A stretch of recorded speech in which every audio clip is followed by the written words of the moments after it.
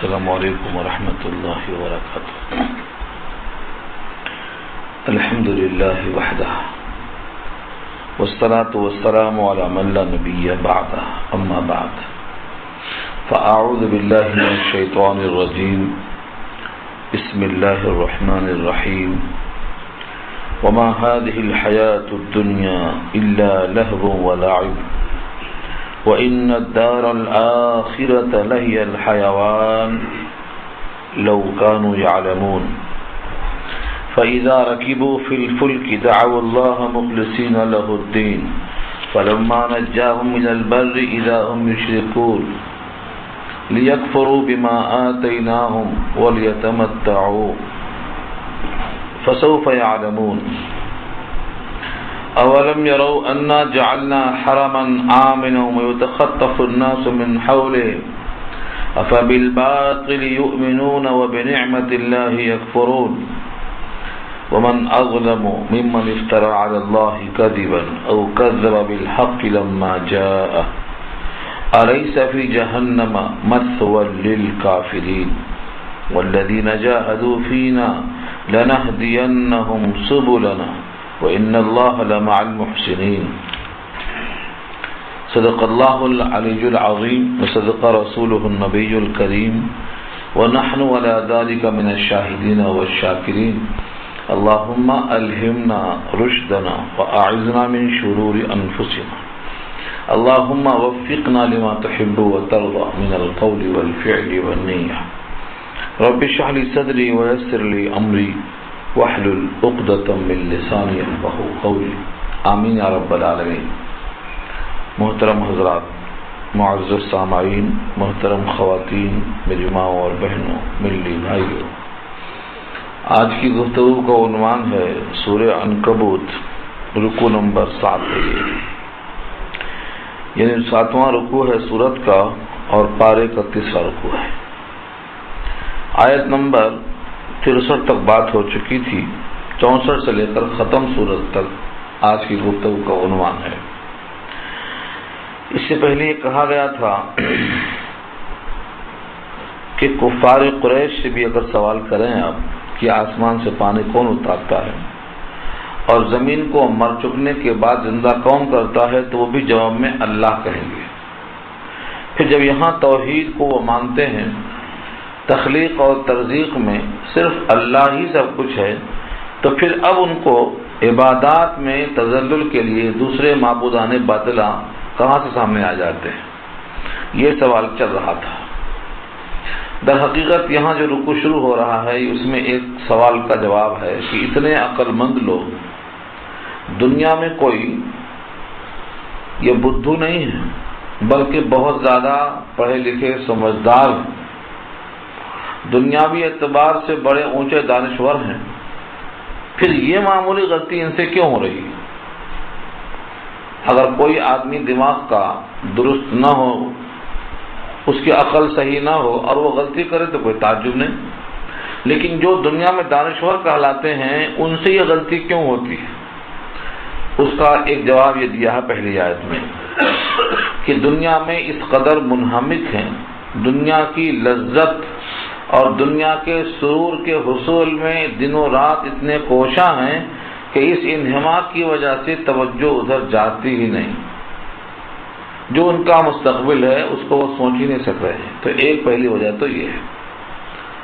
اس آیت میں یہ مضمون بتایا گیا ہے کہ جس دنیا میں اتنا مشغول ہوتے ہیں کہ اس انہماک کی وجہ سے آخرت یاد نہیں آتی، اس دنیا کا حال لہو اور لعب سے زیادہ اسے کوئی حیثیت نہیں ہے۔ تشریح کیا ہے لہو اللعب کی، لفظوں کے ساتھ دیکھیے، وما هذه الحیاة الدنیا الا لہو ولعب، اور نہیں ہے یہ دنیا کی زندگی اور نہیں ہے یہ دنیا کا جینا، الا مگر لہو ولعب، لعب کو تو کہتے ہیں کھیل کو جس میں جسمانی حرکت ہو، ایسا کھیل جس میں جسمانی ورزش ہو اس کو لعب کہا جاتا ہے، چاہے وہ گھوڑ سواری ہو، تیراکی ہو یا دوڑ لگانا ہو، ہر وہ کام جس میں جسم کو مضبوط بنانے کا موقع ملتا ہے ان کھیلوں کو لعب کہا جاتا ہے۔ اور اس کے ساتھ جو لفظ لہو ہے، لہو کے معنی آتے ہیں جی بہلانا، یعنی دل خوش ہوتا ہے، جسمانی ورک نہیں ہوتا، جسمانی کام نہیں ہوتا، جس سے انسان اپنا جی بہلاتا ہے، جس کو ہم بولتے ہیں تماشا۔ تماشا کیا چیز ہے؟ آدمی دیکھتا خوش ہوتا ہے، دیکھنے والوں کے حق میں وہ تماشا ہے۔ ایک بندر ہے، اس کو نچانے والا نچا رہا ہے، دیکھنے والا دیکھ رہا ہے، تو اس کے حق میں یہ کیا ہے؟ تماشا ہے۔ جسم بیٹھا ہوا اپنی جگہ پر، حرکت نہیں ہے، مگر دماغ سرور لے رہا۔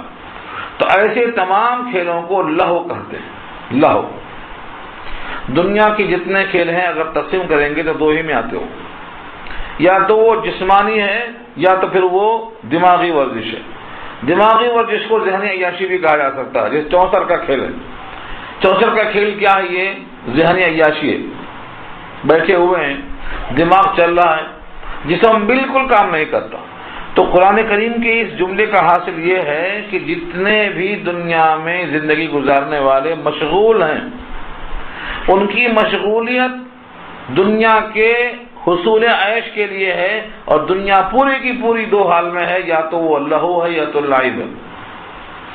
کس معنی کر لہو اور لعب ہے؟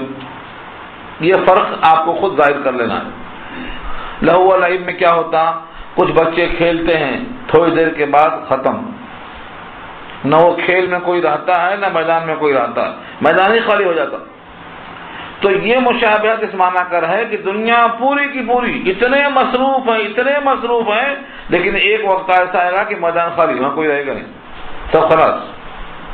آج بڑے بڑے کھنڈرات دیکھ لو، اس میں کبھی کبھی بڑے شاہانہ طرز کی رہائشیں ہوا کرتی تھیں، آج کھنڈرات میں تبدیل ہے، کوئی ہے ہی نہیں وہاں۔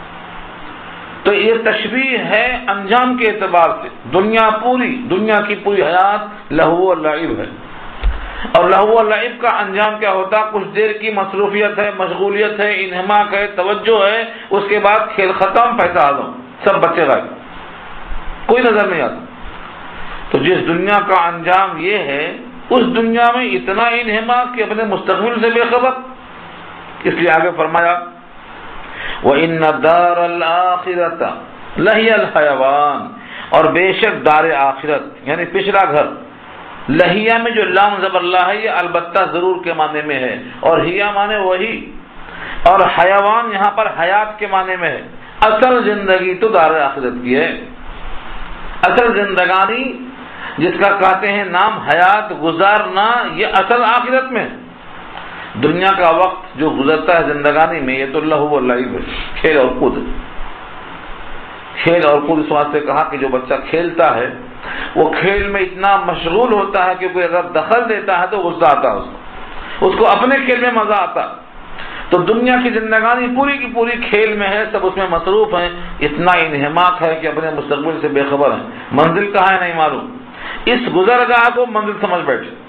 تو اصل جو حیات ہے، جس کو جینا کہا جاتا ہے، یہ آخرت ہے۔ وَإِنَّ دَارَ الْآخِرَةَ لَهِيَ الْحَيَوَانِ، اور بے شک دار آخرت یعنی پچھلا گھر البتہ وہی ہے زندگی گزارنا۔ امام قرطبی لکھتے ہیں کہ حیوان جو یہاں لفظ ہے یہ اصل میں حیوات ہے، حیات ہے۔ حیوان کے معنی یہاں پر لفظ حیات کے لیے گئے ہیں، یہ تمثیل ہے کہ اصل زندگانی، اصل حیات جس کا نام ہے وہ دار آخرت ہے۔ حیوان کیوں کہا، حیات کیوں نہیں کہا؟ حیات کے معنی زندگی کے آتے ہیں، حیات معنی زندگی، اور حیوان کہتے ہیں وہ جان والا جس میں زندگی ہو۔ تو حیوان کے معنی اصل حیات گزارنا جس کا نام ہے وہ تو دار آخرت میں، جہاں پر شباب ہوگا، فنا نہیں، بڑھاپا نہیں، دوسروں کی مرضی کا تسلط نہیں، دوسروں کی کوئی مجبوری نہیں، وہ اصل حیات ہے۔ لیکن آگے یہاں پر وقف لازم ہے، سانس توڑ کے رکنا لازم ہے یہاں۔ لو کانوا یعلمون، کاش کے لوگ جان لیتے۔ یہاں سانس توڑنا لازم کیوں ہے؟ بتانے کے لیے کہ دار آخرت اصل گھر ہے، کاش کے لوگ جان لیتے۔ تو اس میں تعلق الگ کرنا مقصد ہے۔ لوگ جانیں تو دار آخرت اصل ہے، ایسا نہیں، لوگ نہ جانیں تب بھی دار آخرت اصل ہے۔ یہاں جملہ سانس توڑ کر الگ کرنے کا مقصد کیا ہے؟ دار آخرت کی اصل زندگی ہے، لوگ جانیں تو اس کے مطابق چلیں گے اور نہ جانیں تب بھی دار آخرت کی اصل زندگی ہے۔ اس واسطے یہاں سانس توڑ دینے کا حکم دیا گیا ہے، وقف لازم ہے یہاں پر۔ نہیں ہے یہ دنیا کا جینا مگر لہو و لعب، اور بے شک دار آخرت البتہ وہی زندگانی ہے۔ لو کانوا یعلمون، کاش کہ لوگ اس کو جان لیتے، اگر یہ جان لیتے تو دنیا میں اتنا انہماک نہ ہوتا کہ مستقبل سے بے خبر ہو جاتے۔ یہ مستقبل سے بے خبری اصل میں نہ جاننے کی وجہ سے ہے۔ چنانچہ جن کو معلوم ہو چکا ہے وہ تو مستقل لگے ہوئے ہیں، اور جن کو کبھی کبھی معلوم ہوتا ہے وہ کبھی کبھی لگتے ہیں۔ یہاں تک کہ کفار قریش کا بھی حال بیان کیا، اور ہر کافر شامل ہے اس میں، کہ جو دنیا میں منہمک ہے، آخرت یاد نہیں آتی، یہ بھی کبھی کشتی میں جب بیٹھتا ہے اور کشتی میں ناموافق حالات پیش آتے ہیں، ہوائیں چلتی ہیں اور کشتی ہچکولے لیتی ہے، اب گئی کہ جب گئی فکر شروع ہو جاتی ہے، تو یہ بھی نہ اس بت کو یاد کرتے جہاں سجدہ کر کے آئے ہیں، اور نہ ان تمام دیوتاؤں کو یاد کرتے جن کو خدائی میں شریک اور سہیم سمجھتے تھے۔ اب سب سہاروں کو چھوڑ کر ایک اللہ کو پکارنے لگتے ہیں۔ یاد آ گئی آخرت، اللہ یاد آ گیا، تو یہ کبھی کبھی یاد آتا ہے، لیکن جن کو شعور حاصل ہے کہ دار آخرت اصل ہے ان کو ہمیشہ یاد رہتا ہے، وہ ہمیشہ اسی کے دھن میں رہتے۔ لفظوں کے ساتھ دیکھیے اس تمثیل کو۔ فَإِذَا، پس جب، رکبو، سوار ہوتے ہیں۔ رکبو فعل ماضی ہے، پاسٹ ٹینس ہے، لیکن اذا داخل ہونے سے معنی فیوچر کا ہوگا۔ فَإِذَا رکبو، پر جب سوار ہوتے ہیں، فی الفلک، کشتی میں، دعوا اللہ، پکارتے ہیں اللہ کو، مخلصین لہ الدین، خالص کرتے ہوئے اسی کے لیے دین کو، یعنی اس اعتقاد سے پکارتے ہیں کہ اب اس کشتی کو بچانے والا دوسرا کوئی نہیں ہے، وہی بچا سکتا ہے۔ دنیا میں جہاں جہاں سجدہ کر چکے ہیں ان میں سے کسی کی یاد نہیں آتی، جہاں جہاں یہ اپنے سارے مشاغل، عبادات کے، تذلل کے، عاجزی کے، منتوں کے، چڑھاووں کے سب کر چکے ہیں، اب کوئی یاد نہیں آتا، صرف ایک ہی خدا یاد آتا ہے۔ ایسے موقع پہ صرف اللہ کو پکارتے ہیں، خالصین، مخلصین کے معنی خالصین، لہ الدین، اعتقاد اسی کے رکھتے ہوئے کہ بچائے گا کوئی بچائے گا۔ تو یہ یاد آیا، لیکن جب تک مصیبت تھی، جب تک یاد تھا، جیسے مصیبت ختم ہوئی پھر فراموش، وہی انہماک لذات کا پھر آ گیا۔ فَإِذَا رَكِبُوا فِي الْفُلْكِ، جب سواریاں کرتے ہیں، جب سوار ہوتے ہیں کشتی میں، دعوا اللہ، پکارتے ہیں اللہ کو، پکارنے لگے اللہ کو، مخلصین لہ الدین، خالص اسی پر رکھ کر اعتقاد، یعنی دین کو اسی کے لیے مخلص ہو جاتے ہیں اس موقع پر۔ اس کا نام ہے حالت اضطرار، اور یہ مضطر کی دعا اللہ رد نہیں کرتے۔ اضطرار کے معنی، آدمی جب سمجھتا ہے کہ اب میرا کوئی سہارا نہیں ہے، تمام سہارے ٹوٹ جاتے، سارے تمام کے تمام وسائل منہمک جو تھے اب تک سب ختم ہو جاتے، اب بچنے کا کوئی راستہ نہیں ہے، انسان سب سے مایوس ہو کر اللہ کو پکارتا ہے، تو اللہ فرماتے ہیں کہ اس مضطر کی دعا کو ہم قبول کرتے ہیں، چاہے وہ کافر ہی کیوں نہ ہو۔ کافر اور مشرک جو باغی ہے، جب وہ حالت اضطرار میں آ کر غیر اللہ سے ہٹ کر صرف ایک اللہ کو پکارتا ہے تو اللہ اس کی دعا قبول کرتے ہیں۔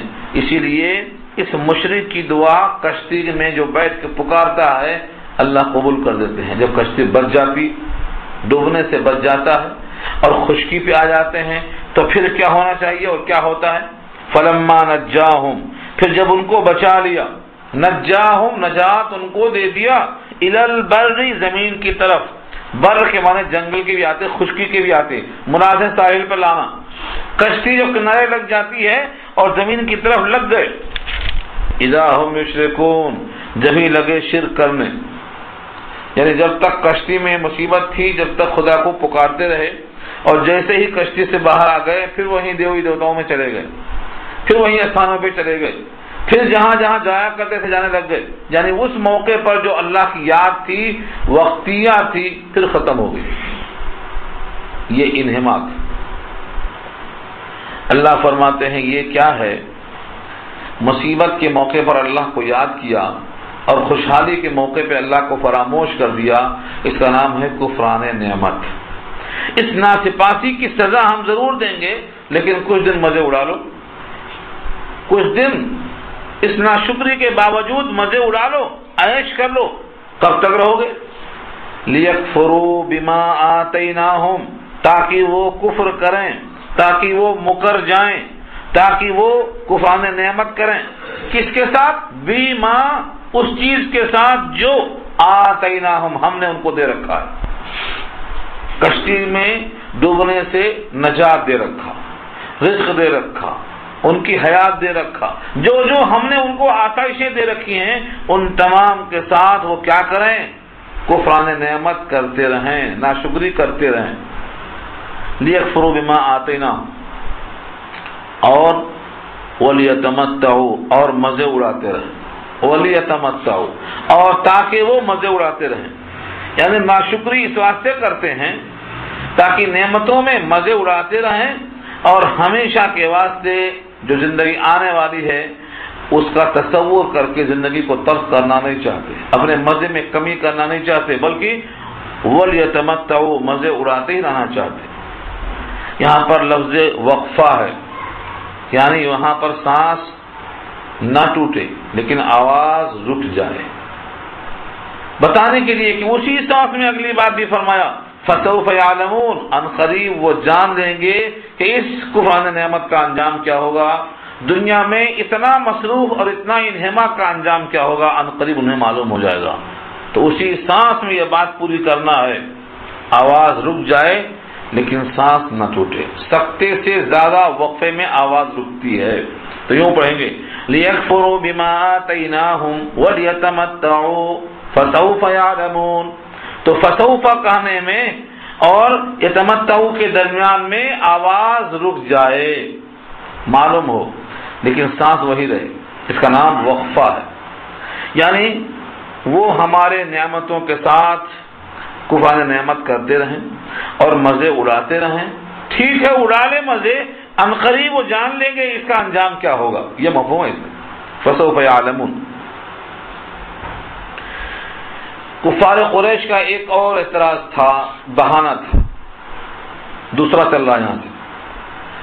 دوسرا بہانہ کیا تھا کہ اگر ہم آپ کے دین کو حق مان کر قبول کر لیں اور آپ پر ایمان لے آئیں تو چونکہ سارا عرب اسلام کا مخالف ہے، ہمیں اچک لیں گے، ہمیں قتل کر ڈالیں گے، ہمیں ختم کر ڈالیں گے۔ ہم جانتے ہیں کہ آپ بات سچی کرتے ہیں، ہم سمجھتے ہیں کہ آپ کی بات درست ہے، توحید آپ کی ثابت ہے، لیکن اگر ہم آپ کی بات مان کر ایمان قبول کر لیں تو پورا چونکہ عرب اسلام کے خلاف ہے، لہذا وہ ہمیں اچک لیں گے، پکڑ لیں گے، ہلاک کر دیں گے، ہماری معیشت تباہ کر دیں گے، اور ہم ساری کائنات میں لٹتے پٹتے نظر آئیں گے۔ اسی لیے ہم جانتے ہوئے بھی کہ اسلام حق ہے اور آپ سچے ہیں، آپ کے دلائل درست ہیں، پھر بھی ہم اسلام قبول نہیں کر سکتے، یہ ان کا عذر تھا۔ اللہ فرماتے ہیں کہ اس عذر کا عذر لنک ہونا بھی سمجھ میں آ رہا ہے، ذرا غور تو کر لو۔ تم جس جگہ بیٹھے ہوئے ہو یہ حرم ہے، اور حرم میں امن ہے، نہ صرف تمہارے لیے امن ہے بلکہ کوئی باہر سے بھی آ جائے اس شہر میں تو اس کے لیے بھی امن ہے۔ وہاں کی گھاس کو امن ہے، وہاں کے درختوں کو امن ہے، وہاں کے اگر کوئی وحشی جانور آ جائے تو ان کو بھی امن ہے، قتل کرنے کا حکم نہیں ہے۔ جبکہ اطراف مکہ کے اطراف لوگوں کا یہ حال ہے کہ وہاں ڈکیتی ہو رہی ہے، ایک دوسرے کو غلام بنا لے رہے ہیں، آپس کی جنگوں میں ان کا مال چھین لے رہے ہیں، بدامنی ہے، کچھ تو خون کا بازار گرم ہے، اور تم ہو کہ اپنے مقام پر بڑے امن سے، اطمینان سے، چین سے ہو۔ جو اللہ تمہیں حرم یعنی حرمت والا، احترام والا مقام دے سکتا ہے، جو تمہارے شہر کو حرمت دے سکتا ہے اور امن دے سکتا ہے، تم وہاں بدامنی کی بات کر رہے ہو بیٹھ کے، وہ تمہیں امن دینے پر قادر نہیں ہے۔ یہ تمہارا عذر لنگ ہے۔ اس لیے آگے فرمایا اولم یروا انا جعلنا حرما آمنا، کیا وہ لوگ دیکھتے نہیں ہیں انا جعلنا کہ ہم نے بنایا ہے حرامن حرمت والا. حرامن کے معنی جس کو ہم نے حرمت دے رکھی ہے، لوگ اس کا احترام کرتے ہیں. زمانے جاہلیت میں بھی اس کا احترام کیا جاتا تھا آج کی طرح. نہ گھاس کاٹنا درست ہے، وہاں کی گھاس کاٹنا منع ہے. صرف ایک گھاس ہے جس کا نام ہے اذخر. نبی پاک سے صحابہ نے کہا تھا یا رسول اللہ اذخر گھاس کاٹنے کی اجازت دے دو، ہمارے سوناروں کے سونے بنانے میں کام آتی ہے، گھروں کی چھتوں میں کام آتی ہے، اور دیگر مقامات پہ اس کا ہمارا استعمال کرتے ہیں. اگر گھاس کاٹنا منع کر دیں گے تو ہمارا یہ استعمال کرنا مشکل ہو جائے گا. تو حضور نے کہا ٹھیک ہے الا الاذخر، گھاس میں اذخر کو کاٹ سکتے ہیں. تو گھاس کاٹنا بھی وہاں پر منع ہے. کوئی گھاس نہیں کاٹتا ہے، درخت نہیں کاٹتا ہے. اور اگر کوئی باپ کا قاتل بھی وہاں پہنچ جائے تو اسے قتل نہیں کرتا ہے، جتنا اللہ نے اس مقام کو پناہ دے رکھی ہے. کیا وہ دیکھتے نہیں؟ اولم یرو انا جعلنا حرما کہ بنا دیا ہم نے حرم یعنی جائے حرمت، پناہ کی جگہ، آمنا امن کی جگہ، وَيُتَخَطَّفُ النَّاسُ مِنْ حَوْلِهِمْ، یہ واو حالیہ ہے. اس حالت میں کہ لوگ اچک لیے جا رہے ہیں ان کے اطراف میں، مکے سے ذرا باہر، دائیں بائیں سارے سمتوں میں دیکھ لو. حول، حول کے معنی اطراف، ارد گرد. یتخطف الناس، لوگ اچک لیے جاتے ہیں. تخطف، تخطف کہتے ہیں اچک لیا جانا. جیسے کوئی گوشت کا لوتھڑا پڑا ہوا ہو اور اوپر سے چیز دیکھ کے آتی ہے اور لے کے چل جاتی، اس طرح سے نگاہ جھپکنے کی مقدار میں آئی لے کے اڑی، اس طرح سے لینے کو تخطف کہتے ہیں. یہاں مراد یہ ہے کہ مکے کے اطراف پورے عالم عرب میں یہ حالت ہے کہ تخطف الناس، لوگ اچک لیے جا رہے ہیں، من حولہم، ان کے آس پاس سے. جب آس پاس سے اچک لیے جا رہے ہیں اور تمہارا مقام حرمت والا، امن والا ہے، تو تم وہاں کے رہنے والے ہو، تم کو اللہ نے حرمت کیوں نہیں دیا؟ تمہارا یہ عذر کہ ہم اگر ایمان لائیں گے تو مار دیے جائیں گے، پکڑ لیے جائیں گے، معیشت تباہ کر دی جائے گی، یہ سب غلط بات ہے. یہ عذر صحیح نہیں ہے. جو اللہ ایک مقام کو حرمت دے سکتا ہے وہ تم کو بھی امن دے سکتا ہے. افبالباطل یؤمنون وبنعمت اللہ یکفرون، کیا وہ لوگ باطل پر تو یقین رکھتے ہیں اور اللہ کے احسان کو نہیں مانتے؟ یہاں دو چیزیں ہیں. اللہ نے حرم دیا ہے امن والا، یہ تمہارے واسطے ذریعہ ہے امن کا، یہ رحمان کا کرشمہ ہے، تم اس کا انکار کرتے ہو، اس احسان کو نہیں مانتے ہو. اور یہ بت جن سے تمہیں کوئی فیض حاصل نہیں ہے، تم ان کے سامنے سجدہ ریز ہوتے ہو. جن سے تمہیں کوئی فائدہ نہیں ہے ایسے بتوں کو سجدہ کرتے ہو، اور جس نے تمہیں حرم محترم امن والا بنا دیا ہے تم اس کا انکار کرتے ہو. تو گویا باطل کا اقرار کرتے ہو، حق کا انکار کرتے ہو. یہ تو بالکل عقل کے خلاف. فرمایا افبالباطل یؤمنون، کیا جھوٹ پر یقین رکھتے ہیں، وبنعمت اللہ یکفرون، اور اللہ کی نعمتوں کا انکار کرتے ہیں. انکار یہی ہے کہ وہ توحید کو تسلیم نہیں کرتے. اللہ کے تمام انعامات سے اور احسانات سے بجائے شکر گزار ہو کر کہ توحید مان لیتے، ایک اللہ کو تسلیم کر لیتے، بجائے ایسا کرنے کے وہ اب بھی بتوں کی پرستش میں لگے ہوئے ہیں. اب یہاں سے ترازو کی تول میں اس سے بڑا ظالم کون ہے سوال کیا گیا ہے. جواب ہر انسان کی فطرت سے لیا گیا ہے. ومن اظلم، اور کون ہے زیادہ ظالم، کون ہے زیادہ بے انصاف، ممن، اس کے مقابل میں کہ جو افترا علی اللہ کذبا، اللہ پر جھوٹ بہتان لگائے، اللہ کی طرف ایسی بات منسوب کرے جو اللہ کی نہیں ہے، جو جھوٹ باندھے اللہ پر، یعنی اللہ تعالی کی طرف منسوب کر دے کہ یہ بات اللہ کی ہے حالانکہ وہ بات اللہ کی نہ ہو. اس سے بڑا بے انصاف کون ہو سکتا ہے؟ یعنی جو بت ہیں تم سمجھتے ہو کہ یہ خدائی میں شریک ہیں جبکہ وہ شریک نہیں ہے. تم سمجھتے ہو کہ یہ ہمارے مشکل کشا حاجت روا ہیں حالانکہ ان میں کوئی اختیار نہیں ہے. تم سمجھتے ہو کہ یہ اللہ کے شرکا ہیں حالانکہ اللہ کے ساتھ شریک نہیں ہے. یہ تو یہ افتراء علی اللہ الکذب ہے، اللہ پر جھوٹی بات ہے. اللہ تعالیٰ کو ان تمام شرکا سے بے نیاز ماننے کے بجائے تم ان کو دخیل اور سہیم سمجھتے ہو کہ یہ شرکت رکھتے ہیں. اور دوسرا او کذب بالحق، یا جھٹلایا ہو حق کو. حق آیا قرآن کی شکل میں، نبی نے قرآن کو پیش کیا، یہ حق ہے. تو ایک طرف تو بتوں کو خدا میں شریک کہا، اور ایک طرف جب حق آیا نبی کی زبان سے قرآن کی شکل میں تو اس کو جھٹلا دیا. اب یہ بتاؤ کہ اس سے بڑا ظالم اور کون ہو سکتا ہے؟ گویا ظلم میں سب سے آگے یہ لوگ ہیں جو حق کی تکذیب کریں یا جو اللہ پر افترا اور بہتان باندھیں. ومن اظلم، اور اس سے زیادہ بے انصاف کون؟ افترا علی اللہ کذبا، جو باندھے اللہ پر جھوٹ، او کذب بالحق، یا جھٹلائے سچی بات کو، لما جاء، جب اس تک پہنچے. لما جاء کیوں کہا؟ جب حق پہنچ جائے تب جھٹلانا، حق پہنچا ہی نہیں ہے تب تو وہ غافل ہے. لما جاء کی شرط بہت اہم ہے. جب تک حق نہیں پہنچا، جب تک حق کی تکذیب کرنے کا الزام نہیں لگایا جا سکتا. حق پہنچا، انہوں نے اس میں غور و فکر نہیں کیا، جھٹلا دیا.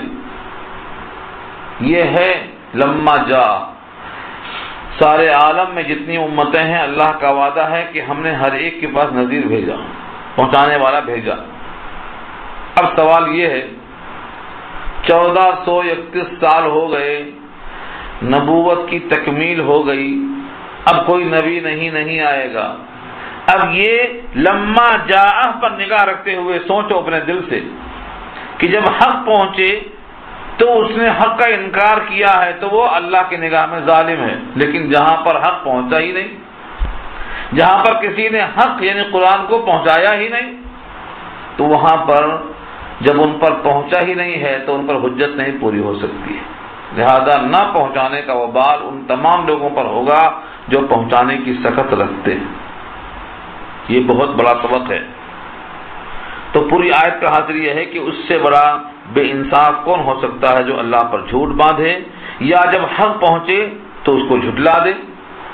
اور جہاں حق پہنچا ہی نہیں ہے ان کے ذمہ بھی عقلاً توحید کو ماننا واجب ہے.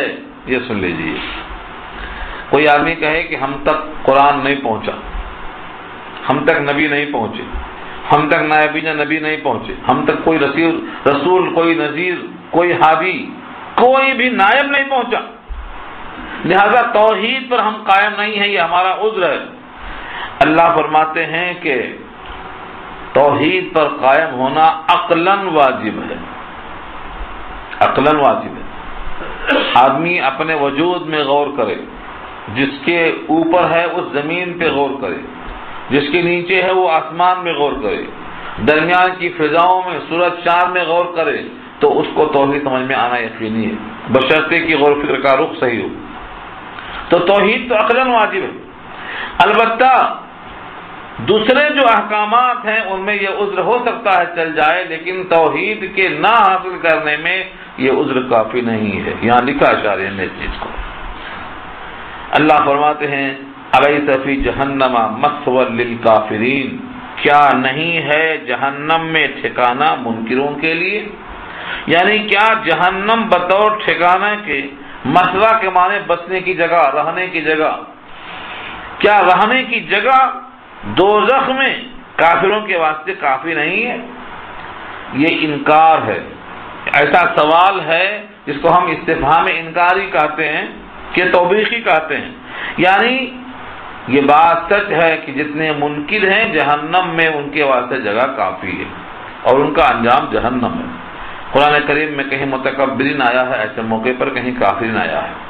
تو جہنم بطور ٹھکانے کے کافروں کے واسطے کافی ہے، یہ استفہام ہے.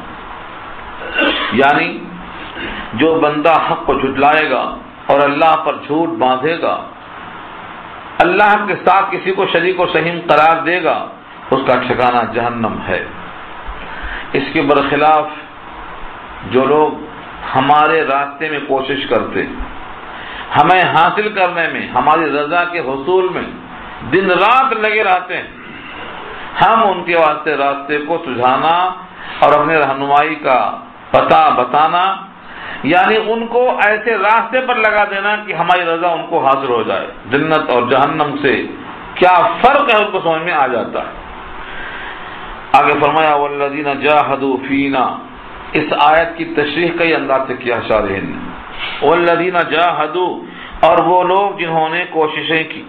اصل میں جاہدوا کا مادہ ہے جہد، جیم ہے دال، اور جہد کے معنی آتے ہیں کوشش. لیکن جب یہ باب بدل کر جاہدہ اس وزن پر جب آئے گا تو اس کے معنی کوشش کرنا کسی کے مقابل میں، کسی کے مقابل میں کوشش کرنا. اب وہ مقابل کفار مشرکین کا گروہ بھی ہو سکتا ہے، ان کے مقابل میں کوشش کرنا جس کا اعلیٰ درجہ ہے قتال، مارکے کارزار. اور دوسرا مقابلہ اپنے نفس سے ہو سکتا ہے، اس کا بھی نام مجاہدہ. یہ دو چیزیں الگ الگ نہیں ہیں. مجاہدہ اسی سے بنا ہے جاہدہ. مجاہدہ کے معنی مقابلہ کے وزن پر کسی بھی رکاوٹ کو دور کرنا. وہ رکاوٹ اندرونی ہے تو نفس سے مقابلہ ہے، وہ رکاوٹ باہر کی ہے تو کفر اور شرک سے مقابلہ ہے. وہ مقابلہ بڑھتے بڑھتے کہاں تک پہنچتا ہے؟ میدان کارزار تک پہنچتا ہے، وہ اس کا اعلیٰ درجہ ہے. اور اپنے نفس سے مقابلہ کرتے کرتے انسان مجاہدہ کرتے کرتے ریاضت کرتے کرتے اللہ کے قریب پہنچ جاتا ہے. یہ دو چیزیں عام طور سے لوگ اس میں غلو کرتے ہیں. مجاہدہ نفس کو اہم سمجھ کر مجاہدہ کفار کو بالکل سمجھتے ہیں کہ اس کی اب ضرورت نہیں ہے، اس کی نفی کر دیتے ہیں بعض لوگ. جہاد اور قتال کی نفی کر دینا بھی غلط ہے، اور صرف جہاد اور قتال ہی کو ہم سمجھنا اور اپنے نفس سے باخبر ہو کر جانتے ہیں کہ یہ غلطی کراتا ہے پھر بھی سمجھنا کہ اس نفس کو کسی مجاہدے کی ضرورت نہیں ہے، یہ بھی غلط ہے. کئی حدیثیں ہیں، کئی روایتیں اس مسئلے کی ہیں. اصل جہاد کیا ہے؟ جسے ہجرت کے بیان میں آیا تھا، آپ نے غور سے سنا ہوگا. ہجرت نام ہے ترک وطن کا، لیکن ترک وطن سے بھی بڑا ہجرت کرنے کا عمل کون سا ہے؟ گناہوں سے ہجرت کرنا.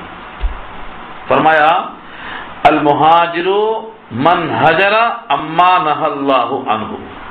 حقیقی مہاجر وہ ہے جو ہجرت کر جائے ان گناہوں سے جو اللہ نے اس کو منع کیا ہے. تو دیکھو ہجرت دو قسم کی ہو گئی. ایک ہجرت ہے ترک وطن، اور ایک ہجرت ہے گناہوں سے فرار، گناہوں کو چھوڑنا. جیسے ہجرت دو معنی میں ہے بین ہی، ویسے یہاں بھی ہے کہ مجاہدہ دو قسم کا ہے. یعنی دین اسلام پر چلنے کے لیے رکاوٹوں کو دور کرنے کی کوشش کرنا. اگر وہ رکاوٹ باہر کی ہے تو کفر و شرک کا مقابلہ ہے، اگر وہ رکاوٹ اندرونی ہے تو اپنے نفس سے مقابلہ ہے. اور مقابلہ نفس زیادہ مشکل ہے مقابلہ کفار سے. کافر سے دو ہاتھ ہو جانا یہ بہت آسان ہے. وہ لوگ لڑ لیتے ہیں کفار سے، مشرکین سے، جو اپنے آپ سے نہیں لڑ سکتے. یعنی نماز نہیں پڑھ سکتے، روزہ نہیں رکھ سکتے، اور حرام مال سے نہیں بچ سکتے، جھوٹ سے نہیں بچ سکتے، غیبت سے نہیں بچ سکتے، چغلی سے نہیں بچ سکتے. ان چیزوں سے بچنا یہ مجاہدہ نفس ہے. ان چیزوں سے نہیں بچ سکتے.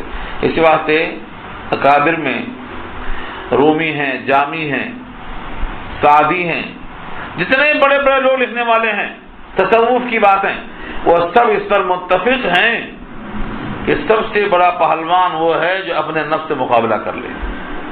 اسی واسطے انہوں نے کہا ہے نہنگ و اژدہا وہ شیر و نر مارا تو کیا مارا، بڑے موذی کو مارا نفس امارہ کو گھر مارا. یعنی چیتا کو مارنا، شیر کو مارنا، حشرات الارض کیڑے مکوڑوں کو مار دینا، یہ کوئی مارنا کمال نہیں ہے. اپنے نفس کو مار سکا ہے تو کمال کر دیا اسے، کیونکہ یہ انسان کے بس کی بات نہیں. انسان اس میں آگے کمزور پڑ جاتا ہے. بڑے سے بڑا مجاہد جب تک اپنے نفس سے مجاہدہ نہ کر لے تب تک وہ اللہ کے قریب نہیں پہنچ سکتا. اسی واسطے اہل اللہ کہتے ہیں کہ جو آدمی سمجھتا ہے کہ میں بالذات سب کچھ ہوں، وہ بالذات سب کچھ نہیں ہے جب تک اللہ کا رحم نہ ہو. حضرت یوسف نے اعلان کیا تھا کہ میں جو بچ گیا یہ میرا کوئی اپنا کمال نہیں ہے، مجھ پر خدا کا رحم ہے۔ وما ابرئ نفسی ان النفس لامارۃ بالسوء الا ما رحم ربی، میرے رب کا مجھ پر رحم ہے، یہ میرا کوئی کمال نہیں ہے۔ تو انسان کے لیے یہ مجاہدہ بہت اہم ہے، یہاں یہی مراد ہے۔ والذین جاہدوا، اور جو لوگ مجاہدہ کرتے ہیں ہمارے اندر، یعنی ہمیں حاصل کرنے کے لیے، ہماری رضا کے لیے، ہماری جنت کے لیے جو کوشش کرتے ہیں، لنہدینہم میں جو لام ہے تاکید کے لیے ہے، ہم ضرور ضرور ان کو دیتے ہیں رہنمائی۔ لنہدین، آخر میں نون پر تشدید، یعنی نون مشددہ آخر میں اور شروع میں لام مفتوحہ، یہ دونوں تاکید در تاکید ہے۔ ہم ضرور سجھا دیں گے ان کو اپنی راہ۔ سبلنا، سبیل کی جمع ہے، ہم اپنی راہیں کھول دیں گے۔ اس پر صحابہ کرام میں سے بہت سے لوگوں نے روایتیں کی ہیں، جیسے ابو دردہ کی روایت ہے۔ ابو دردہ صحابی ہیں، وہ فرماتے ہیں کہ اس مجاہدے سے مراد ہے علم حاصل کرنا۔ جب بندہ علم حاصل کرتا ہے تو ہم اس کے لیے عمل کی راہیں آسان کر دیتے ہیں، یہ ابو دردہ کی رائے۔ پھر وہ حدیث پیش کرتے ہیں کہ جو علم کے راستے پر چلتا ہے جنت کا راستہ ہم آسان کر دیتے ہیں۔ من سلک طریقا یلتمس فیہ علما سہل اللہ بہ طریقا الی الجنہ، جو بندہ علم کو حاصل کرنے نکلتا ہے ہم اس علم کے حاصل کرنے والے کے لیے جنت کا راستہ آسان کر دیتے ہیں۔ ابو دردہ کا یہ قول ہے اس آیت پر کہ جو علم حاصل کرنے میں کوشش کرتا ہے راستہ آسان ہو گیا۔ دوسرا قول ہے کہ جو علم حاصل کرتا ہے اور علم پر عمل کرتا ہے، علم حاصل کرتا ہے اور جتنا بھی علم آ جائے تھوڑا یا زیادہ، اپنے تمام معلومات کو معمولات بنا دیتا ہے، یعنی اپنے علم پر عمل کرتا ہے، تو ہم ایسے ایسے رموز اس کے دل پہ منکشف کر دیتے ہیں جو پہلے سے اس کو معلوم نہیں ہوتا۔ یعنی جب علم پہ عمل کرتا ہے تو مزید علم عطا ہوتا ہے، یوں مطلب جو اپنے علم پر عمل کرتا رہے گا معلومات میں اضافہ ہوتا رہے گا۔ یہ قاضی عیاض کی رائے ہے۔ اور اس مسئلے پر اہل اللہ کیا فرماتے ہیں؟ جب بندہ مجاہدہ کرتا ہے، ریاضت کرتا ہے، اللہ تعالیٰ کوئی نہ کوئی شکل میں اپنا راستہ اس کے حوالے کر دیتے ہیں۔ اب تو واقعات اگر دیکھیں بہت واقعات ہیں، خود سلمان فارسی کا واقعہ، سلمان فارسی کو تلاش تھی حق کی، گھر سے نکلے، غلام بنا لیے گئے، لوگوں نے خریدا بیچا 10 لوگوں نے خریدا بیچا، 10 کے غلام بنے، مگر کس کی تلاش تھی؟ حق کی تلاش تھی۔ ایک نے نہیں، 10 نے خریدا بیچا، کسی نے خریدا غلام بنا کے رکھا، پھر کسی کو بیچ دیا، پھر غلام پھر بیچا، پھر غلام بنا کے رکھا، اس طرح سے 10 مالک ہوئے ان کے۔ اور آخری مالک نے وصیت کی تھی، بتایا تھا کہ دیکھو مدینے میں ایک نبی پیدا ہونے والے ہیں جن کی یہ اوصاف ہے، صدقہ نہیں کھاتے، تحفہ لیتے ہیں، ان کی یہ پہچان ہے۔ یہ تلاش کرتے ہوئے مدینے کا رخ کرتے ہیں، غلام تھے، چاہتے تھے کوئی غلام اپنا ایسا مالک مل جائے کہ جو جا کے مدینے میں بیچے ہمیں۔ تمنا دیکھو، غلام ہو کر بھی حقیقی مالک کی تلاش میں جا رہے ہیں۔ اللہ کے فضل و کرم سے ایک یہودی نے خریدا جو مدینے میں پہنچایا۔ وہ مدینے میں یہودی نے آپ کو روک کر رکھ لیا، اتنی سخت شرطیں لگایا کہ وہ نکل نہ سکے۔ لیکن جب ان کی ملاقات نبی سے ہوئی، پہلی بار انہوں نے صدقہ دیا تو آپ نے قبول نہیں کیا، دوسری بار موقع نکال کے گئے، تحفہ دیا تو قبول کر لیا۔ انہوں نے اسلام قبول کرنے کے بعد رہائی کی راہ تلاش کی اور نبی نے ان کے حق میں دعائیں خیر کی اور تعاون فرمایا۔ وہ لمبا قصہ ہے، سلمان فارسی کی پوری حیات پڑھ لو۔ مجھے صرف اشارہ کرنا ہے آپ کو کہ دیکھو انہوں نے ہمارے راستے میں کوشش کی تو ہم نے کیسا منزل تک پہنچایا۔ ان کی عمر 350 برس کی ہوئی، کم سے کم 250 سال، اور حد سے حد 350 سال، 250 سال میں شبہ نہیں ہے۔ وہ فرماتے ہیں جب کوئی پوچھتا ہے سلمان کس کے بیٹے ہیں تو کہتے ہیں سلمان ابن الاسلام، سلمان اسلام کے بیٹے ہیں، اسلام کی تلاش میں سب چھوڑ دیے، دیا نہیں ملا، اللہ نے کیا دیا؟ لوگ سمجھتے تھے کہ سلمان نبی کے گھرانے کے ہیں، اتنا آنا جانا نبی سے ہوا، اتنا قربت ہوئی۔ یہ ایک مثال دیا میں صحابی کی، آپ وہاں سے لے کر کے آج تک واقعات سو مل سکتے ہیں آپ کو، کہ جو کوشش کرے گا اللہ ضرور دیں گے، یہ وعدہ ہے اللہ کا۔ ہاں ایک بات کا خیال رہے کہ کوشش غلط طریقے پر نہ ہو، اگر کوشش غلط طریقے پر ہوگی تو بھٹکے گا، کوشش غلط طریقے پر نہیں ہونا چاہیے۔ اہل اللہ کا طریقہ جو اللہ نے بتایا ہے کتاب کے مطابق ہو، یعنی رب کی نافرمانی نہ ہو، رسول کی مخالفت نہ ہو، اس دو رخ کا خیال کرنا ضروری ہے اس کے لیے۔ اللہ کی خلاف ورزی نہ ہو، رسول کی مخالفت نہ ہو، ان دو چیزوں کا خیال کرنا ضروری ہے۔ اب ہر محنت کرنے والے کو اللہ کا یہ وعدہ ہے ہم ضرور عطا فرمائیں گے اخلاص کے ساتھ۔ تو لفظوں کو دیکھو، والذین جاہدوا، اور جن لوگوں نے محنتیں کی، فینا ہمارے میں، یعنی ہمارے دین میں یا ہماری تلاش میں یا ہماری رضا میں یا ہماری جنت کے حصول میں۔ فینا سے مراد ہم میں، کوشش ہم میں کی، یعنی مجھ کو راضی کرنے کے لیے، جنت میں آنے کے لیے یا میرے دین کی تلاش کے لیے، یہ سب ترجمہ ہے فینا کا۔ اللہ کا یہ وعدہ ہے لنہدینہم سبلنا، ہم سمجھا دیں گے ان کو اپنی راہیں، سجھا دیں گے ان کو اپنی راہیں، یعنی ہم راستہ کھولتے ہی چلے جائیں گے اور یہاں تک کہ وہ منزل تک پہنچ جائے۔ علم کا حاصل کرنا خود ایک بہت بڑا راستہ ہے، اس پر فضیلتیں بہت ہیں۔ جب اللہ تعالی قیامت میں ایک صاحب کے کندھے پر ہاتھ رکھ کر پوچھیں گے، جس کا ذکر حدیث میں آتا ہے، تم نے یہ گناہ کیا، یہ گناہ کیا، سب اقرار کرتا چلا جائے گا۔ اللہ فرمائیں کہ تجھ کو میں نے علم دیا تھا، اس لیے دیا تھا کہ تیری بخشش کروں، علم اس واسطے نہیں دیا تھا کہ تجھے جہنم میں بھیج دوں۔ تو علم کا عطا کرنا بھی یہ علامات میں سے، اور علم کا حاصل کرنا یہ مجاہدات میں سے، یہ جہادوں میں آتا۔ علم کے لیے گھر سے نکلنے والا اللہ کے راستے میں ہوتا ہے جب تک گھر لوٹ کر نہ آ جائے۔ جو بھی گھر سے نکلتا ہے علم کی طلب میں وہ اللہ کے راستے میں ہوتا ہے، جیسے مجاہد فی سبیل اللہ کارزار میں ہوتا ہے۔ کب تک؟ جب تک لوٹ کے گھر میں نہ آ جائے۔